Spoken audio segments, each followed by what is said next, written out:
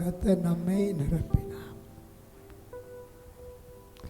சொல்லுங்க அல்லேலூயா. நாம் இந்த நாளில் பரிசுத்த ஆவியானவர் நம் வாழ்க்கையிலே எப்படி என்ன செய்வார் என்பதை நாம் தெளிவாக தியானித்து ஆண்டுடைய பிள்ளைகள் நம்மளை ஒப்பு கொடுப்போம். ஆவியானவர் நிச்சயமாக உங்களையும் நடத்தி உங்களுடைய வாழ்க்கையிலையும் பலத்த காரியங்களை செய்வார். சொல்லுங்கள் அல்லேலூயா. சரி, ஆவியானவரை பற்றிய நம்ம பரிசுத்த ஆவியானவர் நம்முடைய வாழ்க்கையில் அநேகர் பரிசுத்த ஆவியை பெற்றிருக்கிறிய, பரிசுத்த ஆவியானவருடைய அந்த நடத்துதலை அறிந்திருக்கிறிய, பரிசுத்த ஆவியானவர் என்ன நம்முடைய வாழ்க்கையில் செய்வார் என்பதை நாம் உணர்ந்து அதற்காக நம்மளை விட்டு கொடுத்தோம்னா பரிசுத்த ஆவியானவர், கர்த்தருடைய ஆவியானவர் நம்மையும் ஆமென் மகிமையாய் நடத்துவார். சொல்லுங்கள் அல்லேலூயா. சரி, நீங்கள் பாருங்கள், யோபு 23ஆம் அதிகாரம், யோபு 23ஆம் அதிகாரம் வசனம் 8, 9, 10. இதோ நான் முன்னாக போனாலும் அவர் இல்லை, பின்னாக போனாலும் அவரை காணேன். இடது பக்கத்திலே அவர் கிரியை செய்தும் அவரை காணேன், வலது புறத்திலும் நான் அவரை காணாதபடிக்கு ஒளித்திருக்கிறார். ஆனாலும் நான் போகும் வழியை அவர் அறிவார். கவனிங்க, அவர் என்னை சோதித்த பின்பு நான் பொன்னாக விளங்குவேன். அல்லேலூயா சொல்லுவோமா? யோபு பக்தனுடைய வாழ்க்கையில் கர்த்தருடைய ஆவியானவர் செய்கிற காரியத்தையும் கர்த்தர் அவரை ஆசீர்வதிக்கிறதையும் நாம் இந்த நாட்களில் பார்க்குறோம். இதோ நான் முன்னாக போனாலும் அவரை காணோம், நான் பின்னாக தேடினாலும் அவரை காணோம், வலது பக்கத்திலே அவர் கிரியை செய்கிறார், இடது பக்கத்திலே அவர் கிரியை செய்கிறார், அவர் தன்னை மறைத்து கொள்ளுகிறார், நான் காணாதபடிக்கு அப்படின்னு சொல்கிறார். சொல்லுங்க அல்லேலூயா. கர்த்தருடைய பிள்ளைகளை, ஆவியானவர் ஒரு மனிதனை எப்படி நடத்துகிறார் என்பதை நாம் பார்த்தோம்னா ஆச்சரியமாக இருக்கும். ஆவியானவர் மத்தேயு சுவிசேஷம் 4ஆம் அதிகாரம் 1வது வசனம், மத்தேயு சுவிசேஷம் 4ஆம் அதிகாரம் 1வது வசனம். அப்பொழுது இயேசு,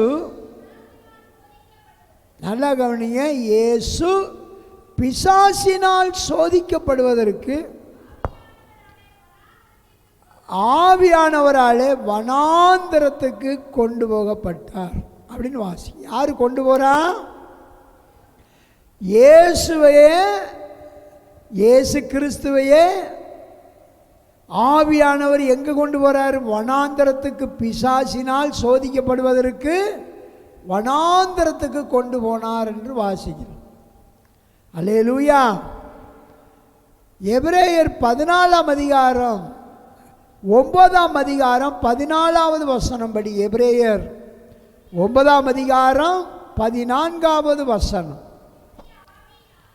நித்திய ஆவியினாலே, நல்ல கவனிங்க, நித்திய ஆவியினாலே தம்மை தாமே பழுதற்ற பலியாக, கவனிங்க, தேவனுக்கு ஒப்பு கொடுத்த கிறிஸ்துவின் இரத்தம், கவனிங்க, நீ ஜீவனுள்ள தேவனுக்கு ஊழியம் செய்வதற்கு நம்முடைய மனச்சாட்சியை செத்த கிரியைகளை சுத்திகரிப்பது எவ்வளவு நிச்சயம் அப்படின்னு வாசிக்கிறேன். இங்கே பாருங்க, ஆண்டவராய் இயேசு கிறிஸ்துவை கர்த்தருடைய பரிசுத்த ஆவியானவர் பிசாசினால் சோதிக்கப்படுவதற்கு வனாந்தரத்துக்கு கூட்டு போறார். எதுக்கு? இயேசுவை என்ன செய்யணும்? பொன்னாக என்ன செய்யணும்? விளங்க பண்ணணும். எபிரேயர் 9:14 படிக்கும், நித்திய ஆவியினாலேயா, நித்திய ஆவியினாலே தம்மை பழுதற்ற பலியாக தேவனுக்கு ஒப்பு கொடுத்தார் அப்படின்னு வாசிக்கிறோம். ஆவியானவர் தான் இயேசு கிறிஸ்துவை சிலுவையின் பாடு மரணத்துக்கு என்ன செய்கிறாரு? கொண்டு போகிறார். சிலுவை பாடு மரணத்திற்கு பரிசுத்த ஆவியானவர் என்ன செய்கிறார்? இயேசுவை கொண்டு போனார்னு வாசிக்கிறோம். அங்கே இயேசு கிறிஸ்துவை வனாந்தரத்தில் பிசாசினுடைய சோதனைக்கு ஆவியானவர் நடத்தி கொண்டு போனார். இங்கே சிலுவைப்பாடு மரணத்திற்கு ஜீவ பலியா இயேசுவை பரிசுத்த பலியா ஒப்பு கொடுப்பதற்கு ஆவியானவர் என்ன செய்கிறாரா? அவரை கொண்டு போனார் என்று வாசிக்கிறோம். அல்லேலூயா. எதுக்காக ஆண்டவராய் இயேசு கிறிஸ்துவை ஒரு சிறந்த ஒரு பாத்திரமாக பிதாவாகிய தேவனுக்கு முன்பாக நிறுத்தணும்? பிதாவாகிய தேவனுடைய கையில் இருக்கிற அவர்கிட்ட இருக்கிற அதிகாரத்தை இயேசு கிறிஸ்து என்ன செய்யணும்? பெற்றுக்கொள்ளணும். பிதாவாகிய தேவன் அவருடைய அதிகாரத்தையும் வல்லமையவும் குமாரனாய் இயேசு கிறிஸ்துக்கு என்ன செய்யணும்?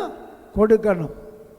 ஆண்டவராய் இயேசு கிறிஸ்துவை பிதாவாகிய தேவனே என்ன செய்தார்? சோதனைக்கு உட்படுத்த ஆவியானவரை பயன்படுத்தினார். அல்லேலூயா. ஆவியானவரை பயன்படுத்தினார். அல்லேலூயா சொல்லுங்க. அப்போ ஆண்டவருடைய பிள்ளைகளை யோப பரிசுத்த ஆவியானவர் என்ன செஞ்சார்? சோதனையின் வழியில் அவரை நடத்தினார். ஏன்னா யோப கொண்டு ஒரு சரித்திர புஸ்தகம் என்ன செய்யணும்? வெளிப்படணும். யோபின் சரித்திரத்தை வைத்து அநேக மனிதர்கள் மனுஷிகள் தங்களுடைய வாழ்க்கையில் அந்த அனுபவத்தை பெற்றுக்கொண்டு என்ன செய்யணும்? அவங்க வாழ்க்கையில் திடப்படணும். அதற்காக கர்த்தருடைய ஆவியானவர் தான் யோபை என்ன செய்கிறாரு? யோபு சொல்றாரா, நான் போகும் வழியை அவர் அறிகிறார். இந்த யோபு பரிசுத்த ஆவியை பெற்றுக்கொண்ட ஒரு மனிதன், பரிசுத்த ஆவியானவரால் நிரப்பப்பட்ட ஒரு மனிதன்.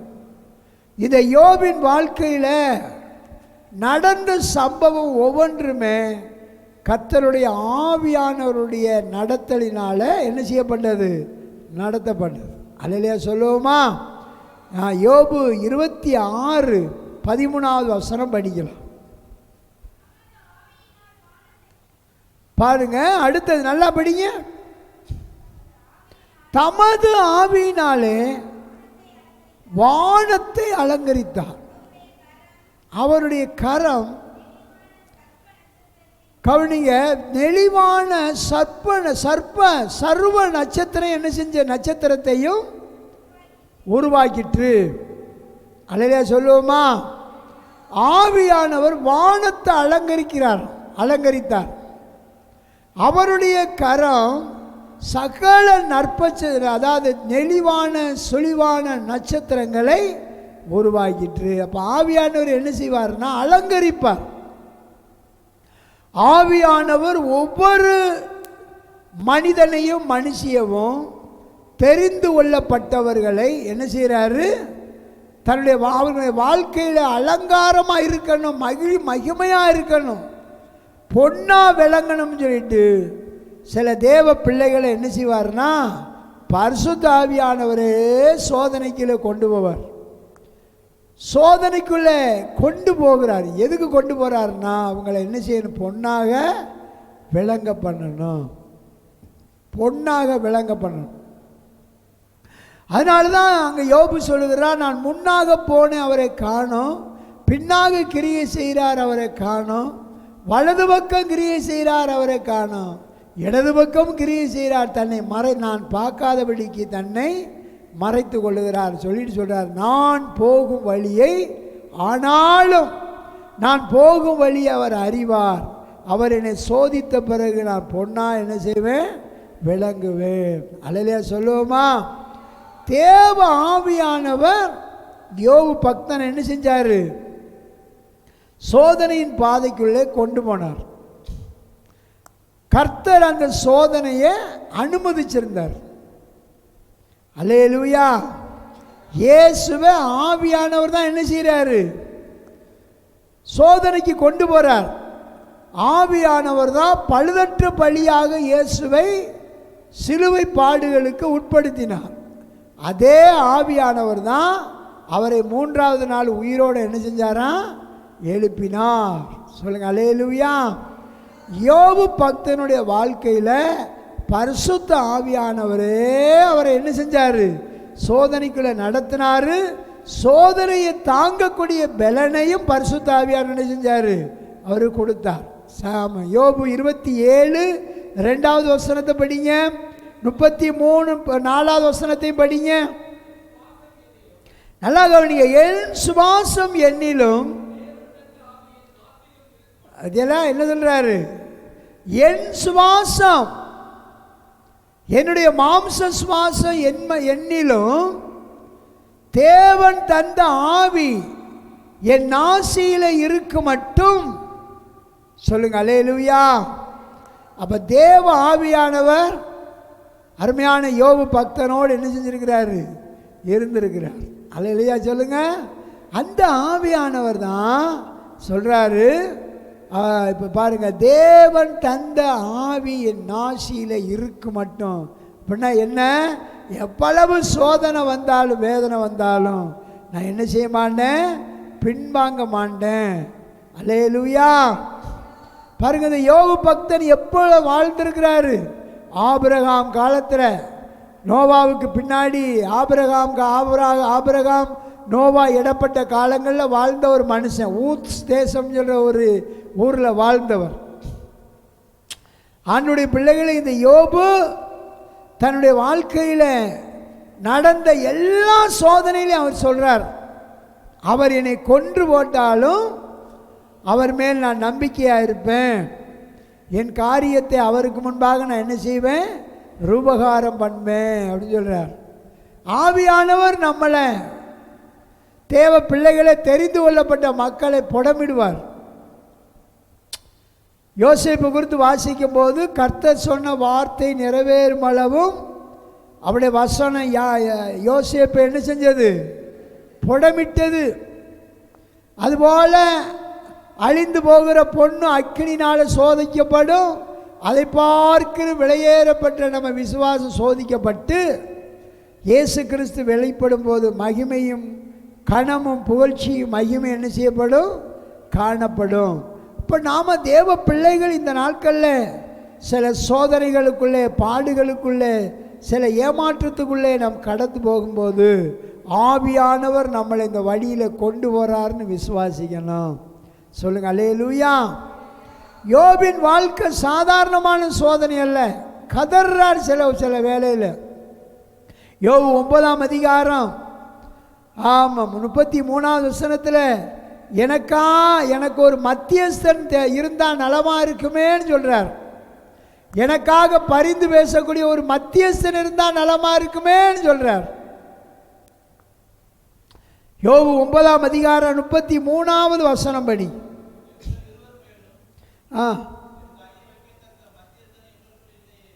பாருங்க, எனக்காக பரிந்து பேச மத்தியஸ்தர் இல்லையேன்னு அழுகிறார். யோபு 16ஆம் அதிகாரம் 21வது வசனத்தில், எனக்காக வழக்காடு ஒருவர் இருந்தால் நலமா இருக்குமேன்னு கெஞ்சுறார். சொல்லுங்க அல்லேலூயா.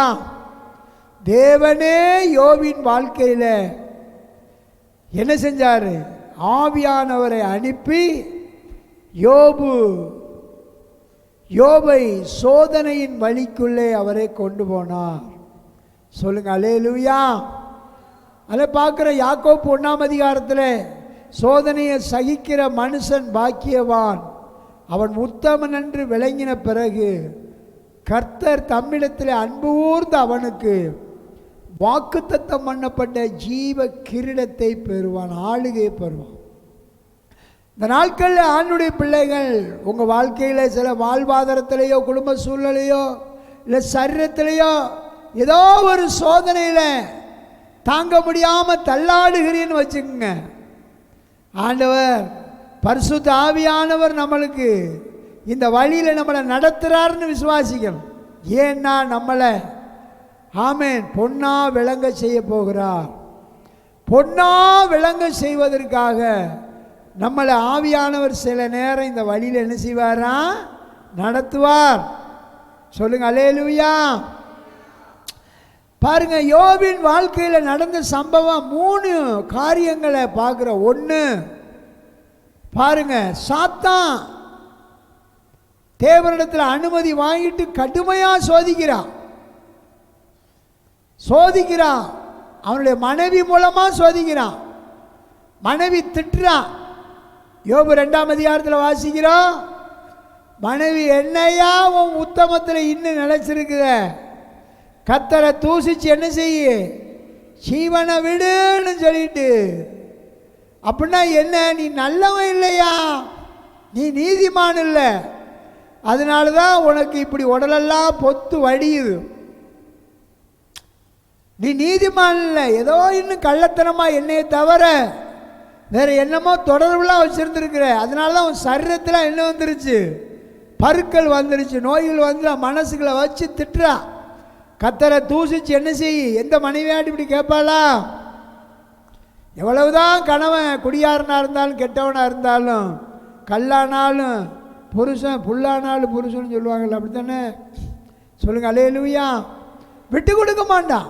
ஆனால் இவ சொல்கிறா, கர்த்தரை தூசிச்சு என்ன செய்ய, ஜீவனை விடு. கடுமையான வார்த்தைகளை பேசுகிற. நீ ஏதோ கள்ளத்தனமாக என்ன செஞ்சுட்ட, என்னென்னமோ பண்ணிட்ட, நீ உத்தமமாக நடக்கலை அப்படின்னு சொல்லி கடுமையாக பேசுகிற.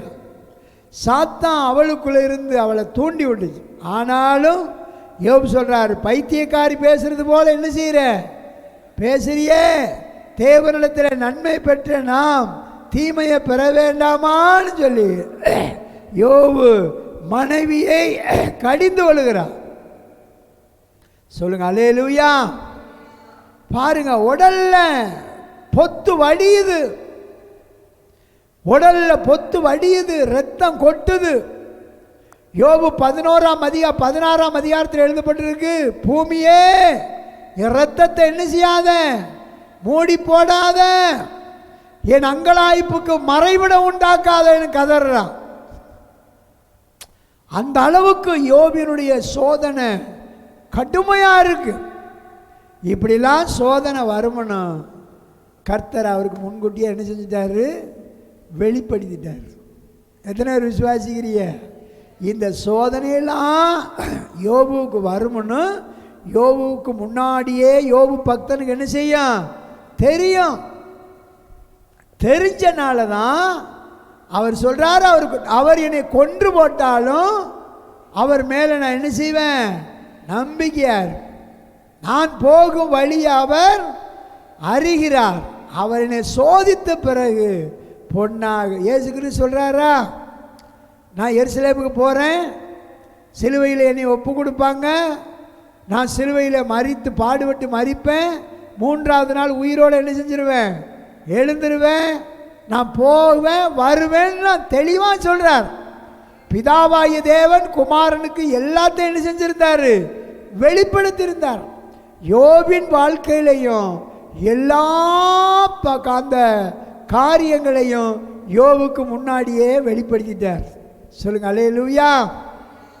புரியுதா? அதனால தான் ஆவியானவருடைய அபிஷேகத்தை கேட்கணும், ஆவியானவருடைய துணையை நாடணும், அதிகாலையில் எழுந்து ஆவியில் நிரம்பி துதிக்கணும், ஆவியில் நிரம்பி பாட்டு படிக்கணும், ஆவியில் ஜெபிக்கணும். அந்த நாள் முழுவதும் ஆவியானவருடைய அந்த பலத்துக்குள்ளேயே இருக்கணும். அந்த மேக ஸ்தம்பத்துக்குள்ளே, அக்னி ஸ்தம்பத்துக்குள்ளேயே போகணும். அப்போ நமக்கு நடக்க போகிற சம்பவத்தை ஆவியானவரே நமக்கு வெளிப்படுத்திடுவார்.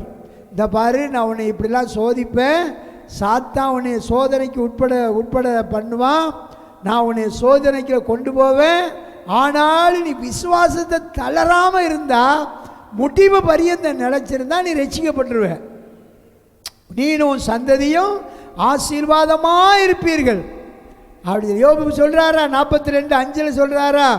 இது வரைக்கும் உம்மை காதார கேள்விப்பட்டேன், இப்பொழுதோ என் சொந்த கண்ணால் உம்மை பார்க்குறேன்.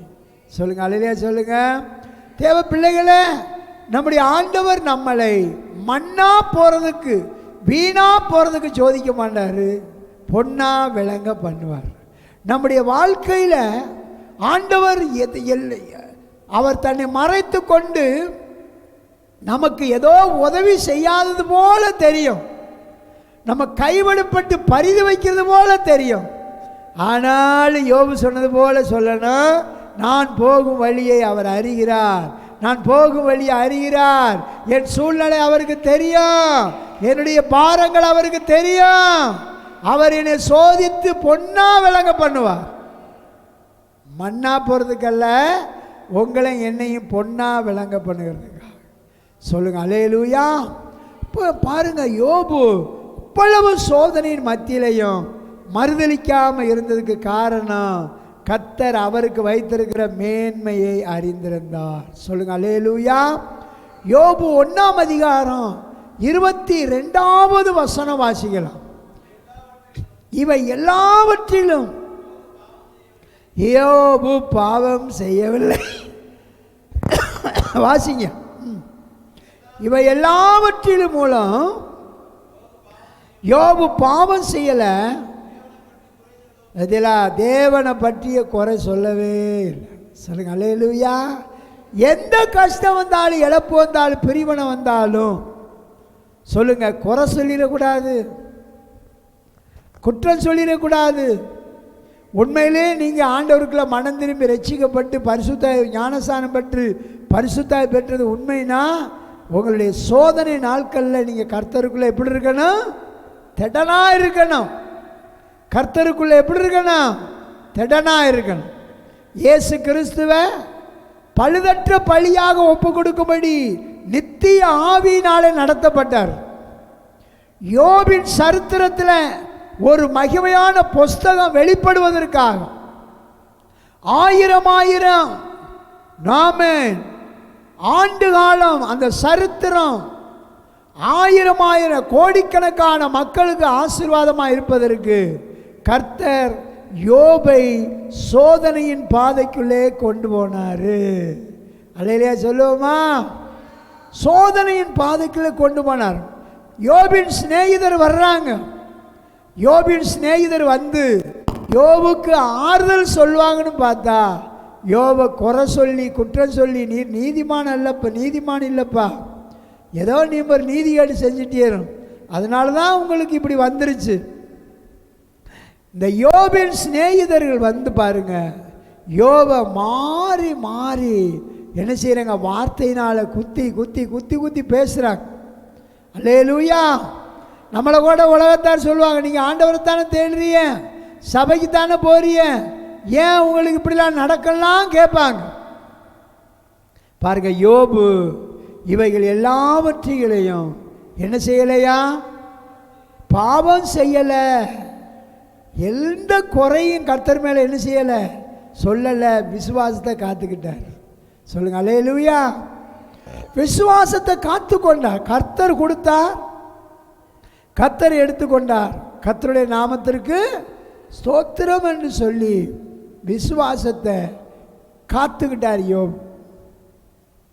அதனால் அந்த யோபின் வாழ்க்கையில் நம்ம ஒவ்வொரு காரியத்தையும் 1ஆம் அதிகாரத்திலிருந்து 42ஆம் அதிகாரம் வரை படித்தோம்னா யோபின் சரித்திரம் மிகவும் மேன்மையாக இருக்கிறது. சரி, யோபுக்கு தான் இப்படி நடந்துச்சான்னு பார்த்தா, அநேக பரிசுத்தவான்களுடைய வாழ்க்கையில் தாவீதுக்கு எவ்வளவோ சோதனைகள் வருது. சொந்த மாமனால், எதிரிகளால் பாருங்க, எத்தனையோ சோதனைகள்.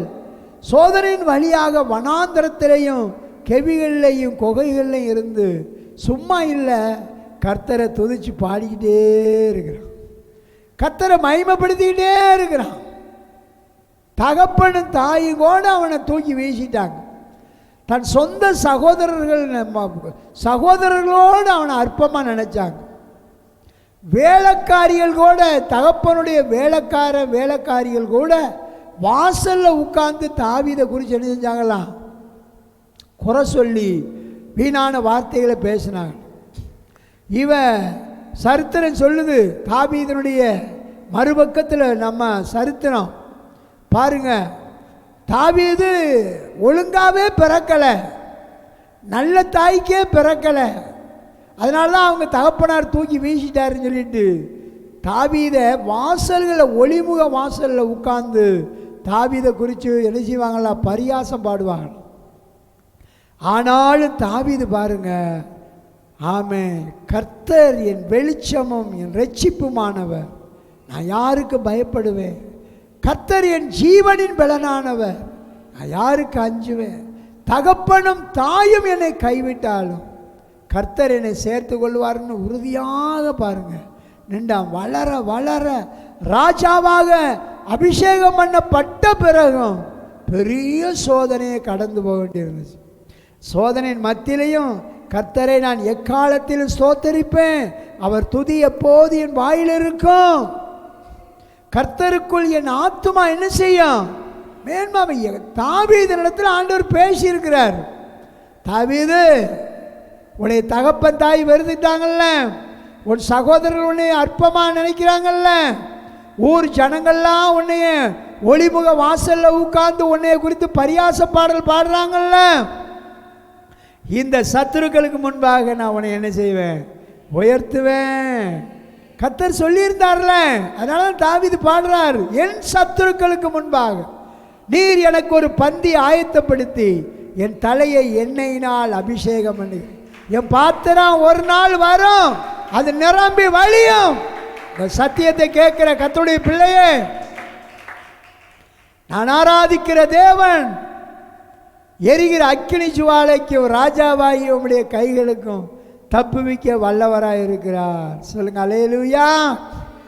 கடந்த வருஷத்தில் நாம் 40 நாள் பாஸ்டிங் இருக்கும்போது எங்கள் வீடு தீப்பிடிக்கும், பல சோதனைகள் இருக்குதுன்னு சொல்லி ஆண்டவர் வெளிப்படுத்தியிருந்தார். முன்கூட்டியே எல்லாத்தையும் வெளிப்படுத்தியிருந்தார். அக்கினியை போல உனக்கு ஒரு சோதனை இருக்குன்னு சொல்லிட்டு. அல்லேலூயா. கடலில் பெரிய சமுத்திரத்தில் கப்பலில் நான் போகிறது போல ஆண்டவர் வெளிப்பாடை காமிச்சு அந்த கப்பல் புயலில் அடிபட்டு சேதப்படுகிறதுன்னு ஆவியானவர் வெளிப்படுத்தியிருந்தார். அதனால பாஷிங் போடும்போது 3வது நாளே எனக்கு தெளிவாக பேசிட்டார் ஆண்டவர். அதனால தான் அன்னைக்கு வீடு தீப்பிடிச்சு எரிஞ்சிருக்கும் கூட புல்பீடை விட்டு வெளியே வராத வெளிக்கு அப்படியே முழங்கால் போட்டு கர்த்தர் ஜெபம் பண்ண வச்சார். அல்லேலூயா சொல்லுவோமா? அயல் மொழி அந்நிய பாசையில் ஆவியில் நிரம்ப நிரம்ப எல்லா கவலை பலவீனமெல்லாம் நீங்கி புது பலத்தாலே ஆவியானவர் நிரப்பினார். ஏன்னா நமக்கு என்ன வச்சிருக்காரு தெரியுமா? சாம்பலுக்கு பதிலாக சிங்காரத்தை வச்சிருக்கிறார்.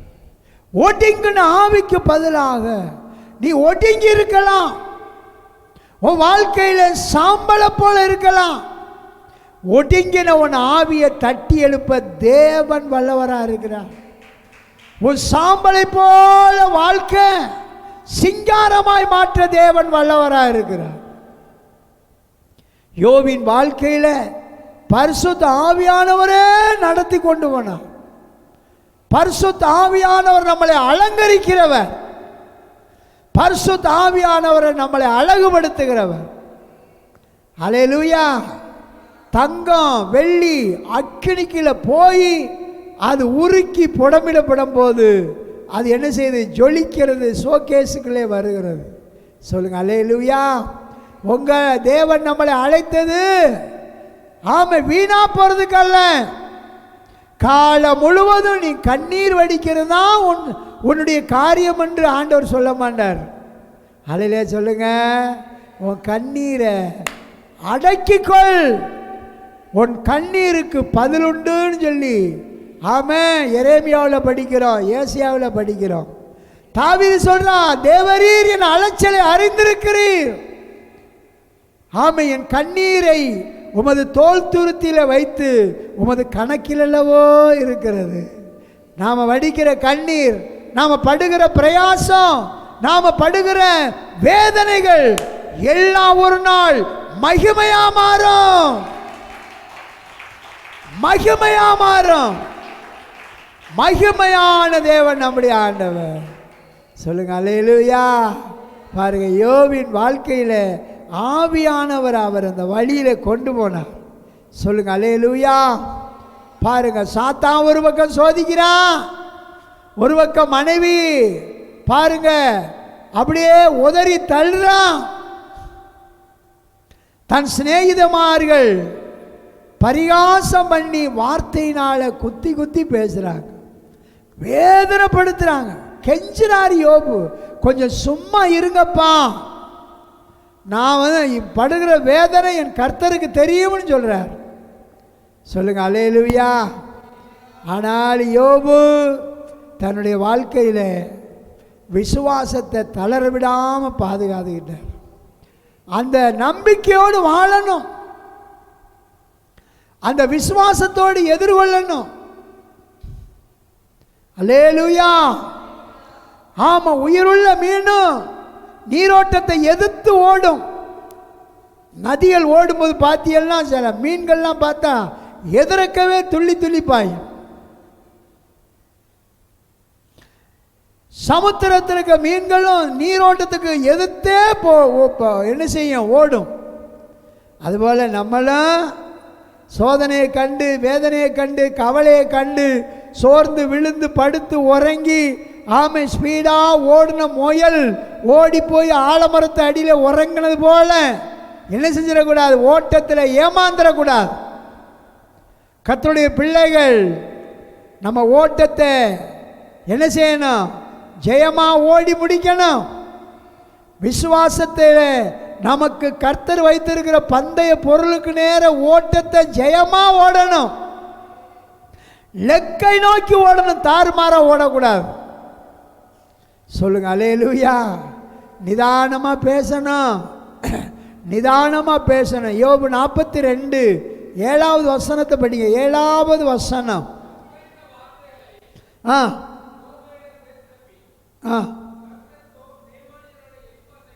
நோக்கி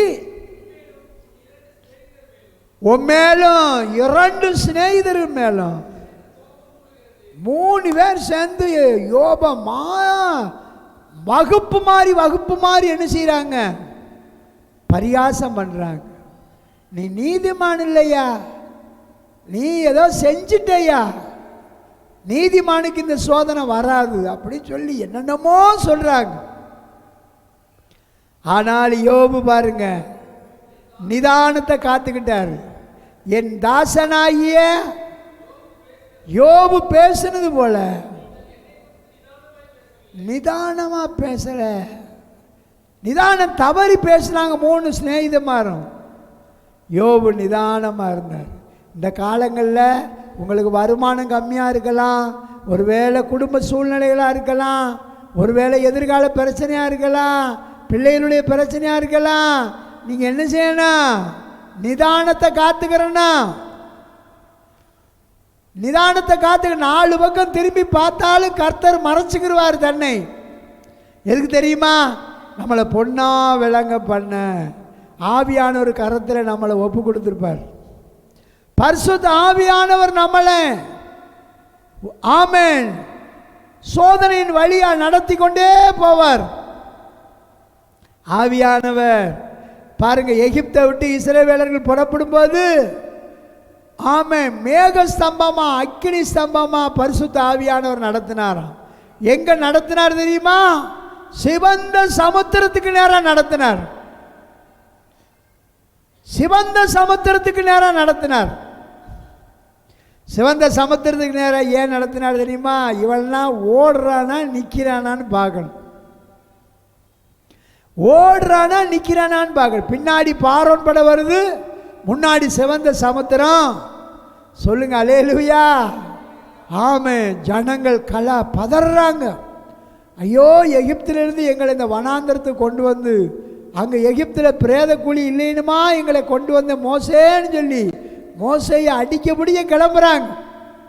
சொல்லுங்க, மோசே பயப்படாதீர்கள், நின்று கொண்டு கர்த்தர் உங்களுக்கு செய்கிற ரட்சிப்பை பாருங்க. அவர் சொல்றார் விசுவாசத்தோடு, இன்று நீங்கள் காண்கிற எகிப்தியனை என்றைக்கும் காண மாட்டீர்கள். விசுவாசம். அதுக்கு பிறகுதான் கர்த்தர் சொல்றார், மோசே என்னிடத்துல முறையிடுகிறது என்ன?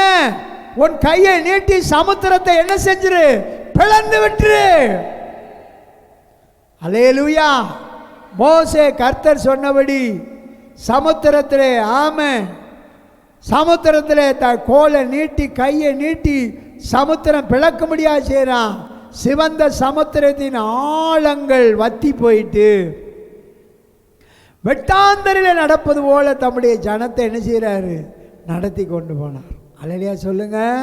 இப்போ நிதானம் ரொம்ப முக்கியம். நிதானம் ரொம்ப முக்கியம். ஐயா இப்படி சொல்லிக்கிட்டு தானே இருக்காரு. அதற்கான இதற்கான 4 பக்கம் திரும்பி பார்த்துட்டு முட்டிக்கிட்டு அழுவக்கூடாது. கர்த்தருடைய வசனத்தை பிடிச்சுக்கிறணும். தேவ வசனத்தை பிடிச்சுக்கிறணும். ஹல்லேலூயா. ஆமே. காலையில் பார்த்தோம், ரூத்தை குறித்து பார்த்தா அவ சொல்றா, மரணமே அல்லாமல் வேற ஒன்று உங்களை என்னை பிரிக்க கூடாதுன்னு சொல்றான். சொல்லுங்க அல்லேலூயா. உம்முடைய தேவன் என்னுடைய தேவன், உம்முடைய ஜனம் என்னுடைய ஜனம். சொல்லுங்க அல்லேலூயா. ஆமென். அந்த ரூத்தின் வாழ்க்கையில் நடந்த சம்பவம் 10 தலைமுறைக்கு அந்த மோவாபியர் தேவ சமூகத்தில் நுழைய முடியாது, கர்த்தருடைய சபைக்குள்ள. ஆனால் அந்த ரூத்தினுடைய விசுவாசம் 10 தலைமுறைக்கு கிடந்த சாபத்தை உடைச்செறிஞ்சார் ஆண்டவர். சொல்லுங்க அல்லேலூயா. ஆமென். அன்னாளுடைய கண்ணீர். சாமுவேல் பிறந்தான். என்ன நடந்துச்சு? கோராகின் குடும்பத்தின் மேலே இருந்த 600 வருஷ சாபங்கள் அன்னாளுடைய கண்ணீர் ஜெபத்தினாலே உடைக்கப்பட்டது. அல்லேலூயா சொல்லுவோமா?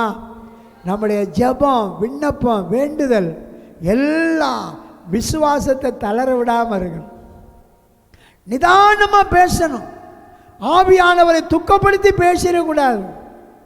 பரிசுத்த ஆவியில் நிரம்பி வெள்ளம் போல சாத்தா வந்தாலும் ஆவியானவர் எனக்காக வெற்றி கொடி ஏற்றுவார்னு சொல்லிட்டு கர்த்தரை துதிக்கணும், ஆராதிக்கணும். நல்ல வசனங்களை என்ன செய்யணும்? ஆண்டுடைய பிள்ளைய அறிக்கைட்டுக்கிட்டே இருக்கணும். சொல்லுங்க அல்லேலூயா. அப்படி நாம் ஆண்டுடைய பிள்ளைகள் இருந்தால் யோபின் வாழ்க்கையை ஆண்டவர் எப்படி மாற்றினாரா? 42:12 யோபின் முன்னிலைமையை பார்க்கிலும் யோபின் பின் நிலைமையை கர்த்தர் என்ன செஞ்சாரா? ஆசீர்வதித்தார். அப்படிதான் நடக்கும். சொல்லுங்க அல்லேலூயா. இப்போ இங்கே பாருங்க, ஏதோ வயிற்றுக்கும் வாய்க்கும் கைக்கும் செலவுக்கும் ஓடிக்கிட்டு இருக்கு உங்களுக்கு. உண்மையா இல்லையா? ஆனால் கர்த்தரை ஆசீர்வதிக்கும் போது அதனோடு அவர் என்ன செய்ய மாட்டார்? வேதனையை கூட்ட மாட்டார். கர்த்தர் நம்மளை சோதிப்பார். ஒழுங்கா ஜெபிக்கிறானா, ஒழுங்கா துதிக்கிறானா, ஒழுங்கா வேதம் வாசிக்கிறானா, ஆராதனைக்கு பரிசுத்த ஆராதனையை முழு ஆராதனையை கடைப்பிடிக்கிறாளா, இதெல்லாம் கர்த்தர் சோதிப்பார். அல்லேலூயா. நாம் அதில் கரெக்டாக இருந்தோம்னா, நீங்கள் நினைக்கிறீங்க என்ன எங்கிட்டு பார்த்தாலும் ஆண்டவரே காணோம், நம்ம வாட்டில் சேட்டை பண்ணலாம்னு சொல்லிட்டு நீங்கள் நினைப்பிய. ஆனால் நீங்கள் போகிற வழி, நான் போகிற வழியெல்லாம் ஆவியானவர் அறிந்திருக்கிறார். கர்த்தர் அறிஞ்சிருக்கிறார். நாம் அவருக்கு முன்பாக உண்மையாக உத்தமமாக என்ன செய்யணும்? நடக்கணும். சொல்லுங்கள் அல்லேலூயா. சொல்லுங்கள் அல்லேலூயா. அன்றைக்கி நைட்டு பாருங்கள், ஒரு நேரம் போன வாரம் ஒரு சாட்சியாக சொல்கிறேன். நைட்டு 1 மணிக்கு மேலே நான் படுத்திருக்கிற ரூமில் சத்தம் கேட்குது. பப்பா பப்பா பப்பான்னு சவுண்டு கேட்குது. முழிச்சிட்டேன்.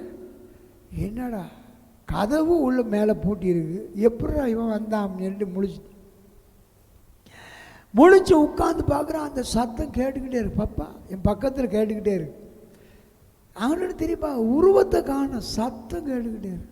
நீ எப்பா இப்படித்தான் யோபின் வாழ்க்கையில் அவர் சொல்கிறார், முன்னாக போனேன் அவரை காணோம், பின்னாக பார்க்குறேன் காணோம். வலது பக்கம் கிரியை செய்கிறாரு காக்க, இடது பக்கம் பார்த்து அவர் தன்னை நான் பார்க்காதபடிக்கு தன்னை மறைத்து கொள்கிறார். ஆனாலும் அவர் நான் போகும் வழியை கர்த்தர் அறிகிறார். நல்லா கவனிங்க, உங்களை என்னையும் பாதாளத்தில் படுக்க போட்டு ஒளிஞ்சிருந்து அங்கே கப்பலின் அடித்தட்டுகளை படுத்திருந்தாலும் கர்த்தர் தெரியும். சொல்லுங்க அல்லேலூயா. புரியுதாப்பா? அப்போ நம்ம ஆண்டவருக்கு பிரியமான காரியத்தை செஞ்சா முடிவில் எப்படி விளங்குவான்? எப்படி விளங்குவான் சொல்லுங்க?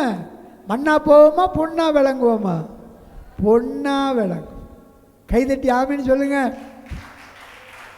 சொல்லுங்க அல்லேலூயா.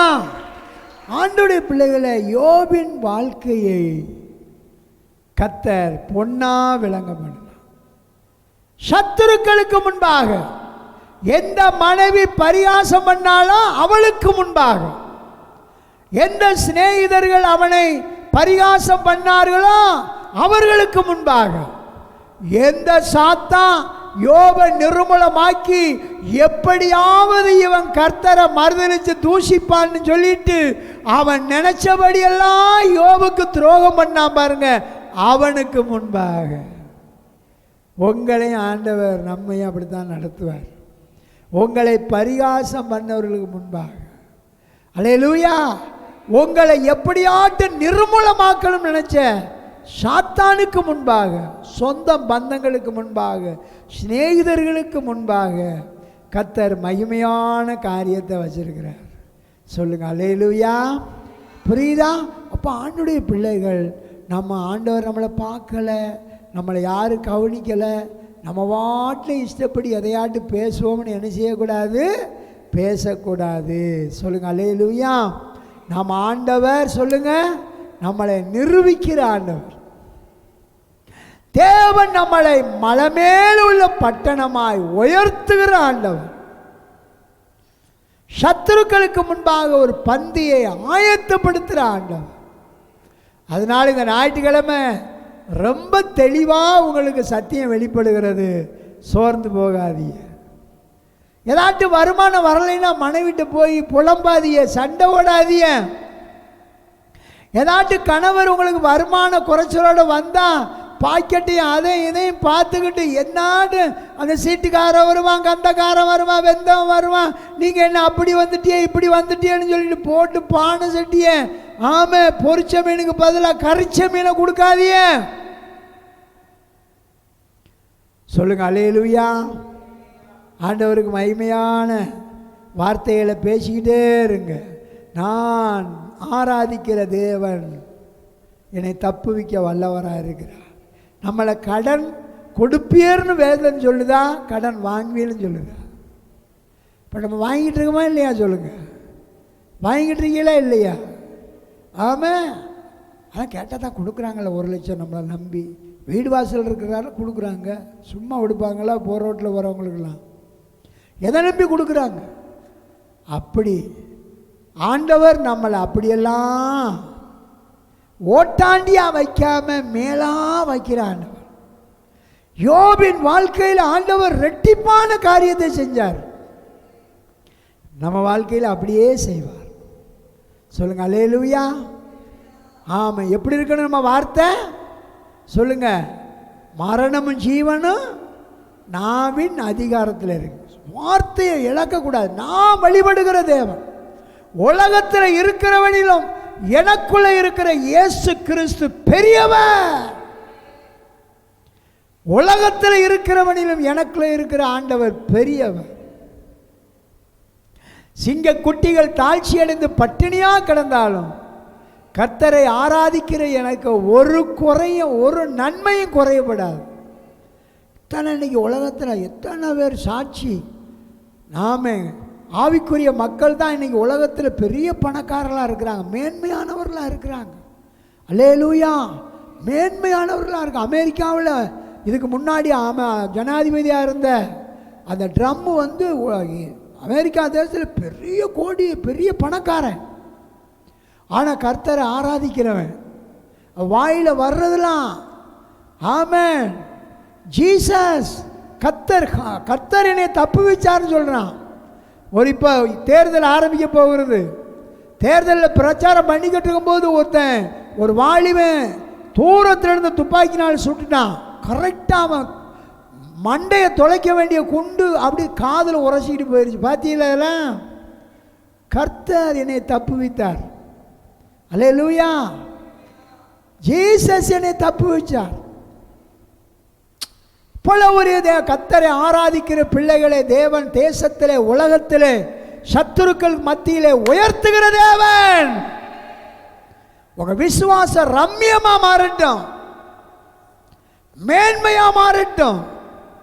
ஏதோ கைக்கு வாய்க்கு நம்மளை அழைக்கல. எத்தனை விதவைகள் திக்கற்ற பிள்ளைகளுக்கு நம்மளை உதவி செய்ய அழைச்சிருக்கிறார். சொல்லுங்க அல்லேலூயா. நம்முடைய கர்த்தர் நம்முடைய சந்ததிகளை வருங்காலத்தில் மேன்மையானவர்களாக வைக்கிறதுக்காக அழைச்சிருக்கிறார். அதுக்கு நம்மளைத்தான் புடமிடுவார். சொல்லுங்க அல்லேலூயா. ஆபிரகாமின் நிமித்தம், ஈசாக்கு நிமித்தம், யாக்கோப்பின் நிமித்தம் நான் உங்களை ஆசீர்வதிப்பேன்னு சொன்னார். ஆபிரகாம் விசுவாசத்திலே வல்லவனா இருந்தார். ஈசாக்கு விசுவாசத்திலே வல்லவனா இருந்தான். யாக்கோப்பு விசுவாசத்திலே போராடி ஜெபிக்கிற வல்லவனா இருந்தான். அவனுடைய பிள்ளைகளே, யாக்கோப்பின் பிள்ளைகள் 12 முத்துக்களாக வைடூரியங்களாக வேதம் சொல்லுது. வச்சரக்கல், மரகதம், மாணிக்கம், கோமேதகம், இந்திரநீலம், சந்திரகாந்தம், ஆமே பதுமராக, புஷ்பராகமாக ஆண்டவர் அந்த யாக்கோப்பின் பிள்ளைகளை ஆசாரியனுடைய நெஞ்சில தொங்கக்கூடிய வைடூரிய கற்களா பார்த்தார். சொல்லுங்க, நம்ம சந்ததியில் எப்படி பார்க்கணும்? உங்க சந்ததியில மேன்மையான சந்ததியாக பார்க்கணும். ஆபிரகாமின் சந்ததி மேன்மையான சந்ததி. சொல்லுங்க அல்லேலூயா. அதுபோல விசுவாசத்தை காத்து கொண்ட யோபின் பிள்ளைகள் தேசத்தில் எங்கும் அவர்கள் சௌந்தரியம் உள்ளவர்களாக இருந்தார். பொம்பளை பிள்ளை பிறந்தா போதும், பிள்ளைக்கு உடனே எமிமான்னு பேர் வைங்க, கெட்சியால்னு பேர் வைங்க, கிரேனாப்பன்னு பேர் வைங்க, அல்லேலூயா, ரூத்துன்னு பேர் வைங்க, அண்ணாள்னு பேர் வைங்க. அப்பா எவ்வளவு பேர் பிரஸ்தாபம் பார்த்தீங்களா? அதுக்கு காரணம் என்ன தெரியுமா? அந்த ரூத்தின் விசுவாசம், அண்ணாளுடைய விசுவாசம். பாருங்க, யோபினுடைய விசுவாசம். அல்லேலூயா. மேன்மையான விசுவாசம் உங்களை பொன்னா விளங்க வைக்கும். அதனால சோர்ந்து போகாதீங்க, உற்சாகமாக இருங்க. ஆண்டவருடைய பிள்ளைகள் நாங்கள் கடந்து கத்துறோன்னா உங்களுடைய விசுவாசம் உங்களை உயர்த்தும். சொல்லுங்க ஆமென். ஆவியானவரினை இந்த வழியில நடத்துறாருன்னு சொல்ல முடியுமா? வாயை திறந்து. பரிசுத்த ஆவியானவர் இந்த வழியில என்னை நடத்துறார், இந்த பாதையில் என்னை நடத்துறார். சத்தமா சொல்லுங்க பாப்பா, விசுவாசம் இருந்தா. பரிசுத்த ஆவியானவர், கர்த்தருடைய ஆவியானவர் இந்த பள்ளத்தாக்களை என்னை நடத்துகிறார், இந்த குன்றுகளுக்குள்ள என்னை நடத்துகிறார். கர்த்தருடைய ஆவியானவர் இந்த பாதையில நடத்தி என்னை பொன்னாக விளங்க பண்ணுவார். சொல்லுங்க அல்லேலூயா. ஏதோ உன்னை போர் அடிக்கிறதுக்கு உடஞ்சி போன சேச்சியாகவும் நான் சொல்றத கேட்டு கை தட்டுங்க. ஆமென். உன்னை மகிமையா உயர்த்துவதற்காக, மேன்மையாய் உயர்த்துவதற்காக உன்னை எந்திரமா கர்த்தர் மாற்றுவார். மலைகளை மிதிப்பதற்காக, குன்றுகளை பதராக மாற்றுவதற்காக தேவ ஆவியானவர் உங்களை உங்கள் சந்ததிகளை மாற்றுவார். அதனால் ஆண்டுடைய பிள்ளைகளை ஆமென், இந்த சோதனையை கண்டு குறைவுகளை கண்டு சோர்ந்து போகாதீங்க. அல்லேலூயா சொல்லுங்க, சொல்லுங்க அல்லேலூயா. உங்களை இந்த வழியில் நடத்தி சிறுமையில் இருந்து மேன்மையை கர்த்தர் கொண்டு வர சொல்லுங்க அல்லேலூயா. அது வச்சிருக்கிறார் ஆண்டவர். இந்த பாதையில் நீங்கள் சரியாக நடக்கணும், சோதனையில் ஜெயமுள்ளவர்களாக நடக்கணும். ஆவியானவர் யாரு? நம்மளை அலங்கரிக்கிற தேவன். பரிசுத்த ஆவியானவர் யாரு? நம்மளை அலங்கரிக்கிறது. எஸ்தரை அலங்கரித்து அகாஸ்வேர் ராஜாவுக்கு முன்னாடி கொண்டு நிப்பாட்டினது போல ஆமென், நம்முடைய மணவாளனாகிய இயேசுவுக்கு முன்னாடி நம்மளை அலங்கரித்து பொன்னாக விளங்க பண்ணுவதற்காக ஆவியானவர் இந்த வழியிலே நடத்துகிறார், இந்த பாதையிலே நடத்துகிறார். அதனால் சோர்ந்து போகாதீங்க, கர்த்தரோடு எப்போது உறவு கொண்டிருங்க, ஐக்கியம் கொண்டிருங்க. சொல்லுங்க அல்லேலூயா, ஆமென். இயேசுவே உண்மை நான் நேசிக்கிறேன்னு சொல்லி தமிழில் சொல்ல உங்களுக்கு வாய் வரலைன்னா இங்கிலீஷில் சொல்லுங்கள், ஆங்கிலத்தில் ஐ லவ் யூ ஜீசஸ், உங்களை நான் ரொம்ப ரொம்ப என்ன செய்கிறேன், நேசிக்கிறேன் அப்படி சொல்லிக்கிட்டே இருங்க. உங்களை அடித்தளத்திலிருந்து ஆண்டவர் சொல்லுங்கள் அல்லேலூயா உயர்த்திக்கிட்டே இருப்பார். ஆமென். நேபுகாத்நேச்சர் தன் பெருமையை உணர மட்டும் வெட்டப்பட்ட மரத்தின் அடிமரம் துளிர்க்காமல் இருந்துச்சு. 7 வருஷம் கழிச்சு அவன் புத்தி தெளிந்து பரலோகத்தின் தேவனை மகிமைப்படுத்தும் போது வெட்டப்பட்ட மரம் மறுபடி துளிர் விட ஆரம்பிச்சது. நீங்க இழந்த ஆசீர்வாதம், நீங்க நஷ்டப்பட்ட இடம், நீங்க கஷ்டப்பட்ட இடம் துளிர் விடாமல் அடிமரத்தோடு அப்படியே இருக்கிற இடமெல்லாம் நீங்கள் உணர்ந்து புத்தி தெளிந்து என் தகப்பன் வீட்டில் எத்தனையோ பேருக்கு பூர்த்தியான சாப்பாடு இருக்கிறது, நான் பசியினால் வாடுகிறேனே, நான் இப்பொழுதே எழுந்து என் தகப்பனிடத்திலே போய் என் தகப்பனே பரத்துக்கு விரோதமாகவும் உமக்கு முன்பாக நான் பாவம் செய்தேன், ஒரு கூலிக்காரனை போல் என்னை வைத்துக் கொள்ளும் என்று சொல்லி அவன் எழுந்து புறப்பட்டான். பரம தகப்பன் அவனுக்காக உயர்ந்த வஸ்திரத்தையும் முத்திரை மோதிரத்தையும் வைத்து அவனை அலங்கரித்து கொழுத்த கன்றை அடித்து அவனுடைய சோதனை வேதனை எல்லாம் மகிமையான சாதனையா மாறிட்டு. சொல்லுங்க அல்லேலூயா. அதனால் ஆவியானவர் நான்லாம் விசுவாசிக்கிறேன் என்னன்னா கர்த்தருடைய ஆவியானவரே நம்மளை இந்த வழியில் என்ன செய்கிறாரு, நடத்தி கொண்டு போகிறார். சொல்லுங்க அல்லேலூயா, ஆமென். கர்த்தருடைய ஆவியானவரே இந்த ஒரு ரூத்தை அந்த மோவாபு தேசத்திலிருந்து வெளியே கொண்டு வர்றதுக்காக ஒரு மக்களோன் மரித்தான், ஒரு கிளியோன் மரித்தான், ஒரு எலிமெலக்கு மரித்தான், மக்களோன் என்ற நோயுற்றவன் மரித்தான், கிளியோன் என்ற அந்த உதவாக்கரையாயிருந்த மனிதன் மரித்தான். அங்கே இருந்து ரூத்தை வெளியே கொண்டு வந்து ஒரு சரித்திர புஸ்தகத்தை ஆண்டவர் எழுத வைத்தார். அல்லேலூயா சொல்லுங்க தேவ பிள்ளைகளே. நீதிமானாகிய ஐஸ்வர்யவானாகிய போவாசுக்கு, யூத கோத்திர தலைவனாகிய போவாசுக்கு அவன் மனவாட்டியா மாறினா. நம்முடைய ஆண்டவர் யூத கோத்திரத்து ராஜசிங்கம், அவருக்கு நீங்களும் நானும் ஒரு மனவாட்டியா மாறுவதற்காக உங்களுக்கு பிரியமாயிருந்த மாம்ச இச்சைகள், மாம்ச உணர்வுகள், பாரம்பரியங்களை உடைத்து எரிந்து கர்த்தர் நம்மளை வேறு பிரித்து எக்லிசியா பிரித்தெடுக்கப்பட்டவர்களாய் நம்மளை மாற்றுவதற்காக. அல்லேலூயா. எக்லிசியா என்றால் பிரித்தெடுக்கப்பட்டவர்கள், வேறு பிரிக்கப்பட்டவர்கள், தேவனால் தெரிந்து கொள்ளப்பட்டவர்கள். தேவ பிள்ளையே, யோபின் வாழ்க்கையில் உயர்வு வந்தது, அவனை பொன்னா கர்த்தர் விளங்க பண்ணினா. சொல்லுங்க, பக்கத்தில் கைவிடு சொல்லுங்க, நம்மளை இந்த வழியிலே நடத்துறது பொன்னா விளங்க பண்ணுவதற்காக. முழங்கால் படியிடுவேன் எல்லாரும். நம்முடைய ஆண்டவர் பெரிய ஒரு எதிர்பார்ப்போடு உங்களை என்னையும் தெரிஞ்சிருக்கிறார். ஒரு வீட்டுக்கு, ஒரு குடும்பத்திற்கு, ஒரு ஊருக்கு நம்மளை ஆசீர்வாதமாக வைக்க அழைக்கல. யோபின் புஸ்தகம் உலகத்துக்கே இன்னைக்கு ஆசீர்வாதமாக இருக்கு. ரூத்தின் புஸ்தகம் உலகத்துக்கே ஆசீர்வாதமாக இருக்கு. அன்னாளுடைய சரித்திரம் உலகத்துக்கே ஆசீர்வாதமாக இருக்கு. இயேசு கிறிஸ்துவை ஆவியானவரே வனாந்திரத்துக்கு கொண்டு போனார். நித்திய ஆவியானவரே அவரை சிலுவை மரணத்துக்கு கொண்டு போனார். ரோமர் 8:11 எழுதப்பட்டிருக்கு, கிறிஸ்துவை மரித்தோரிலிருந்து எழுப்பின அதே ஆவியானவர் சாவுக்கேதுவான உங்கள் சரீரங்களை அவர் உயிர்ப்பிப்பார். வாயை திறந்து சொல்லுங்க, என் வாழ்க்கையில் நடப்பதெல்லாம் நன்மைக்கு. சொல்லு தம்பி, நடப்பதெல்லாம் நன்மைக்கு. உங்களை சின்ன வாகனம் வாங்கிறதுக்காண்டி அழைக்கல. சொல்லுங்க, பெரிய கண்டனர், பெரிய பெரிய லாரிகள் நாம நிர்வாகங்களை செய்வதற்காக ஆண்டவர் உங்களை அழைச்சிருக்கிறார். இவ்வளவு பெரிய படிப்பை உங்களை படிக்க வச்சது யாரு? ஆவியானவர்.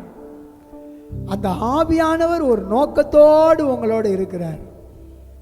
உங்க விசுவாசத்தை தட்டி எழுப்புங்க. சோர்ந்து போகாதீங்க கர்த்தருடைய பிள்ளைகளை. ஜெப நேரத்தை கூட்டுங்க. கர்த்தரை நேரம் எடுத்து துதிங்க.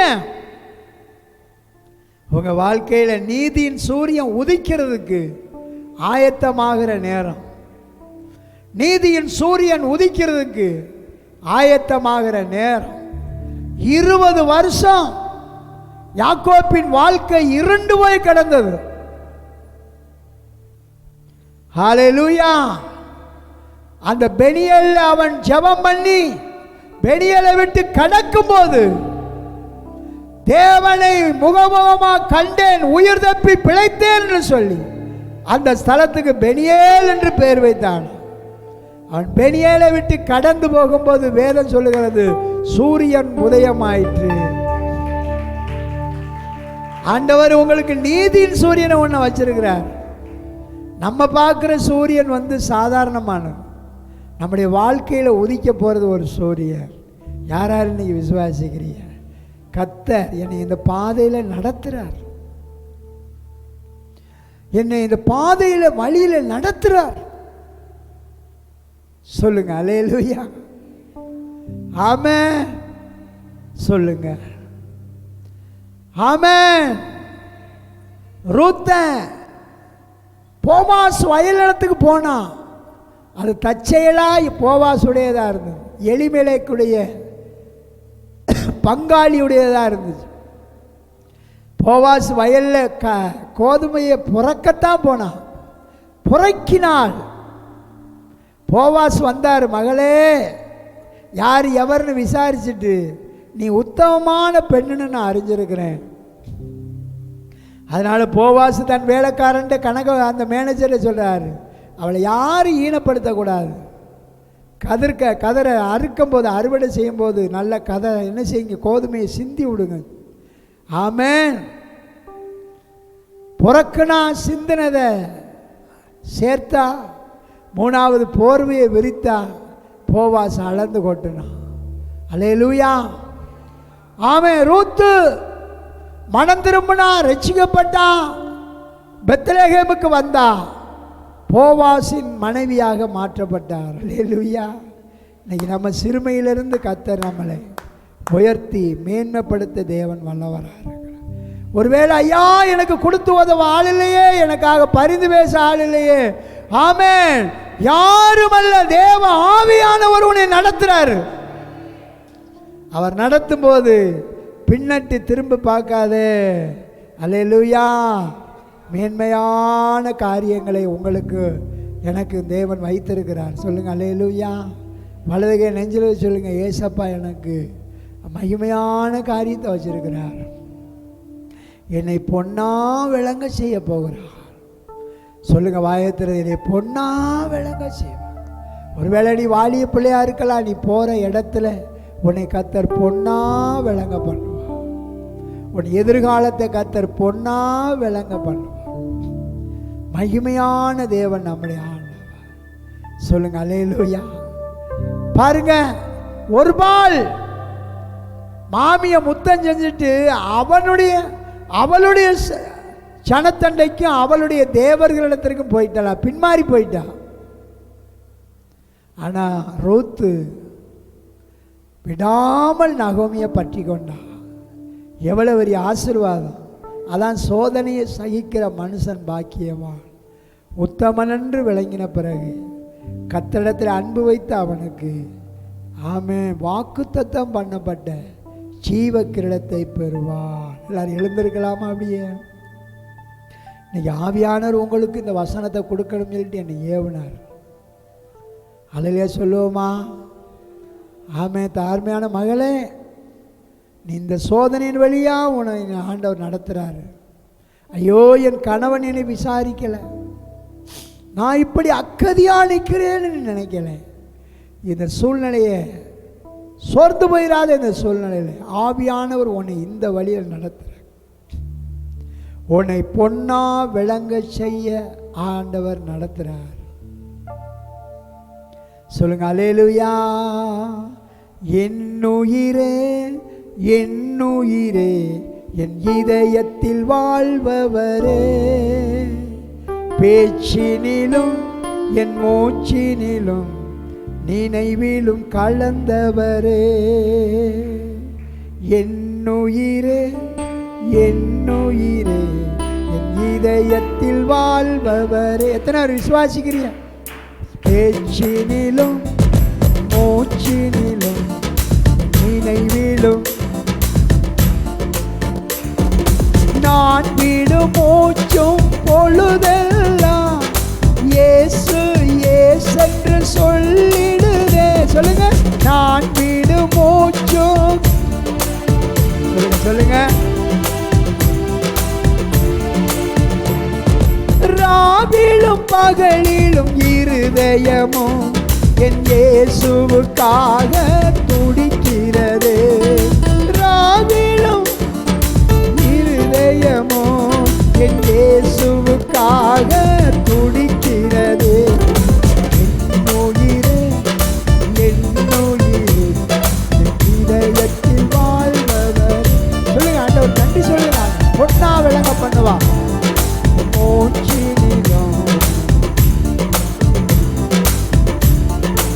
எனக்காகவே ரத்தம் சிந்தினீரே, எனக்காகவே மரித்துயிர்த்தீரே, எனக்காகவே ரத்தம் சிந்தினீரே, எனக்காகவே மரித்துயிர்த்தீரே.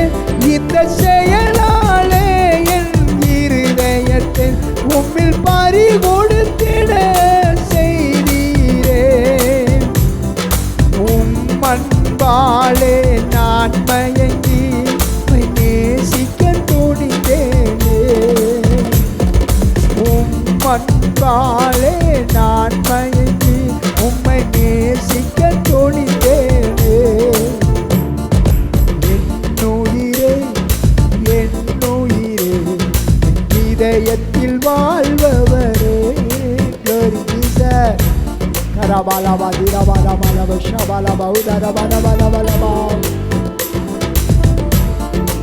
இருளாய் கிடந்த தேகமெல்லாம் தேவ ஆலயமாகினதே. இருளாய் கிடந்த சோர்ந்திருந்த என் உள்ளம் இனி நானும் எனக்கு சொந்தமல்ல, எனதெல்லாமே இனிவும் சொந்தமே. இனி நானும் எனக்கு சொந்தமல்ல, எனதெல்லாமே இனிவும் சொந்தமே. இதயத்திலேயும் உம்மை தவிர வேறு எவருக்கும் இடமில்லையே.